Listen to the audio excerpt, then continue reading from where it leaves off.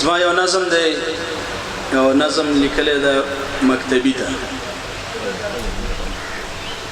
مکتبی ملګری تا ته مې سلام دی، دا دی زه هم ستا ملګری شوم راغلم، ستا به یاد ومه که نه خو زما یاد وي، د دنیا له ژونده ستړی شوم راغلم. مکتبی ملګری ټولو سلام ویلی، نور ملګری هم کتار کتار ولاړو، د مشرانو هوانونو او بمو ته لاس تړلی په مدار مدار ولاړو. که یوه مرمۍ بله پر دوی راغله نو کیدی شي هغه ټول بیا هم صنفیان شو، په یوه قبر کې ټول به سره ټول شو، هدیره کې به له مخې مکتبیان شو. ستا بکسه خو پیدا نه شوله ملګریا، خو ما خپل ټول کتابونه دي راوړي، کتابچه کې ستا د لاس نښې هم شته دي، ستا د جشن انځورونه مې راوړي. مور دې هم درته سلام دی را لېږلی، ویل چې یو ځل یې زما له لورې خپل کړه، نیا دې ډېره سپارښتنه راته وکړه، زویه یې یو ځل یې لوسر ته ګوګل کړه.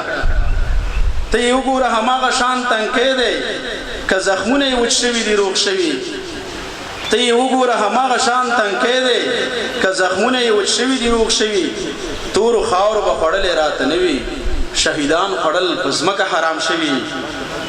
اوس یې زه هم په خدای وسپارلم راغلم، اوس یې زه هم په خدای وسپارلم راغلم.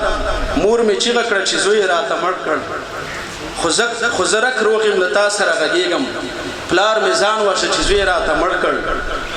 کله یې ټول پر ما خفن جونې سرتورې د ملا تړۍ له زوره وشلېدلې، خلیفه ماما په زوړ بیسیکل سپورو زما د مرګ نارې هر چیرې وهلې.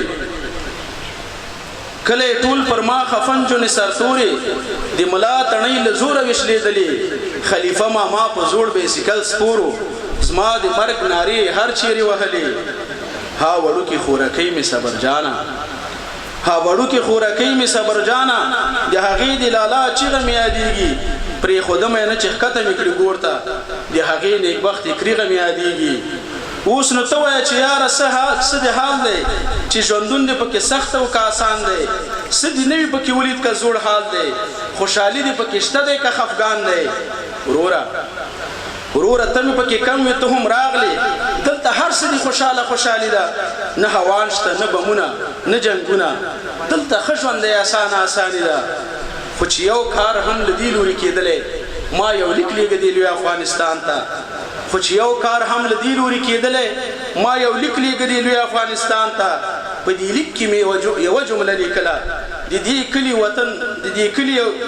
کلي وطن سپینګیري او هم ځوان ته، د هغوی مړي رکروبې تر قبرونې، د هغوی مړي رکروبې تر قبرونو، شرمندهیو د دنیا قبرستان کې، د دې نورو پر وجود نښه د مرګ وي، خو موږ هر یو معلوم په ټول جهان کې وای هغه د مخلوق چې یو بل وژني، نه کافر پکې معلوم نه مسلمان وي.